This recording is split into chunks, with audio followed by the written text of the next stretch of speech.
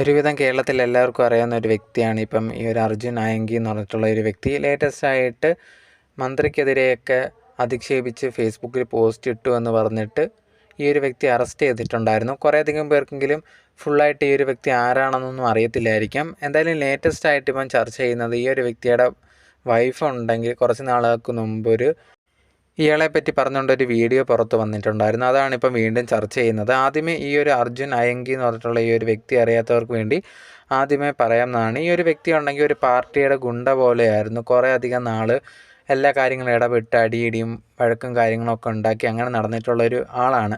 അതിനുശേഷം കുറേ സമയം കഴിഞ്ഞപ്പോൾ ഇത് ഭയങ്കരമായിട്ട് കൈവിട്ട് പോകുന്ന കണക്കായപ്പോൾ ആ ഒരു പാർട്ടിയിൽ നിന്ന് എന്നെ പുറത്താക്കിയിട്ടുണ്ടായിരുന്നു. ആ ഒരു പുറത്താക്കിയതിന് ശേഷം ഉണ്ടെങ്കിൽ എന്നിട്ടും കുറേയധികം കാര്യങ്ങളൊക്കെ ഇങ്ങനെ ചെയ്തുകൊണ്ടിരിക്കുമായിരുന്നു.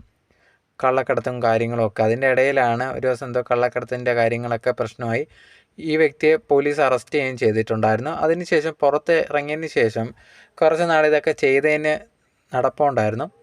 അതിനുശേഷം കുറച്ച് നല്ല ബിസിനസ്സും കാര്യങ്ങളൊക്കെ എന്തോ തുടങ്ങാൻ പോകുന്നു എന്നുള്ള രീതിയിലിരുന്ന സമയത്താണ് എന്തോ വീഡിയോസും കാര്യങ്ങളൊക്കെ ഇവരെ ഫ്രണ്ട്സുമായിട്ടൊക്കെ ഒരുമിച്ചിട്ടത് ഇൻസ്റ്റാഗ്രാമിൽ ഇട്ടിട്ടുണ്ടായിരുന്നു. അത് ഭയങ്കര വിഷയമായി എന്തോ കൂട്ടുചേർന്ന് എന്തോ ചെയ്യാൻ പോകുന്നു എന്നുള്ള രീതിയിലൊക്കെ പറഞ്ഞിട്ട് ഇയാളെ അറസ്റ്റ് ചെയ്തിട്ടുണ്ടായിരുന്നു. ആ ഒരു സമയത്ത് ഈ ഒരു വ്യക്തി പറയുന്നുണ്ടായിരുന്നു പോലീസ് മനഃപൂർവ്വം കുടുക്കിയതാണ്, ഞങ്ങളൊരു തെറ്റും ചെയ്തിട്ടില്ല എന്നൊക്കെ പറഞ്ഞിട്ട്. അതിനുശേഷം ജയിലിൽ നിന്ന് ഇറങ്ങിയതിന് ശേഷം ഈ ഒരു കോൺഗ്രസ്സിന് എതിരെയും ഇപ്പോഴത്തെ മന്ത്രിമാർക്കെതിരെയൊക്കെ ഓരോന്ന് സംസാരിക്കുന്നുണ്ടായിരുന്നു. അങ്ങനെയാണ് ഇപ്പോൾ ലേറ്റസ്റ്റ് ആയിട്ട് കേസും കാര്യങ്ങളൊക്കെ അയക്കുന്നത്. ഈ ഒരു വ്യക്തിയുടെ വൈഫിൻ്റെ വീഡിയോ ആണ് ഇപ്പോൾ ലേറ്റസ്റ്റ് ആയിട്ട് ചർച്ച ചെയ്തുകൊണ്ടിരിക്കുന്നത്. ആ ഒരു വീഡിയോയ്ക്കകത്ത് വൈഫ് ഈ ഒരു വ്യക്തിയെക്കുറിച്ച് പറയുന്നുണ്ട്. ഭയങ്കരമായിട്ടുള്ള മാനസിക ബുദ്ധിമുട്ടൊക്കെ ഈ ഒരു വ്യക്തിയിൽ നിന്നും കുടുംബത്തിൽ നിന്നും അനുഭവിച്ചിട്ടുണ്ടായിരുന്നു.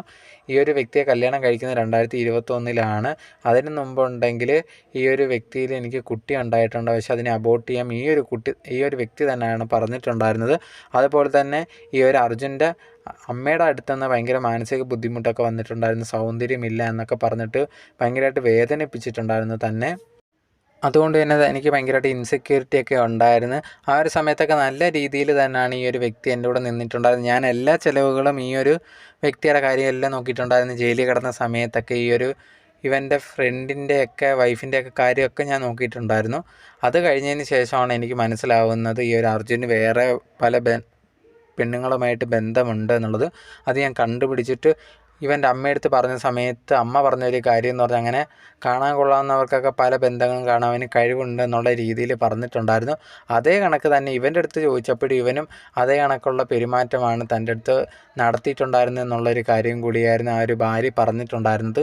താൻ അനുഭവിച്ച കുറേയധികം ബുദ്ധിമുട്ടുകൾ ആ ഒരു വീഡിയോയിൽ ഫുള്ളായിട്ട് സംസാരിക്കുന്നുണ്ടായിരുന്നു. അതാണ് പിന്നെയും ചർച്ച ചെയ്തുകൊണ്ടിരിക്കുന്നത്.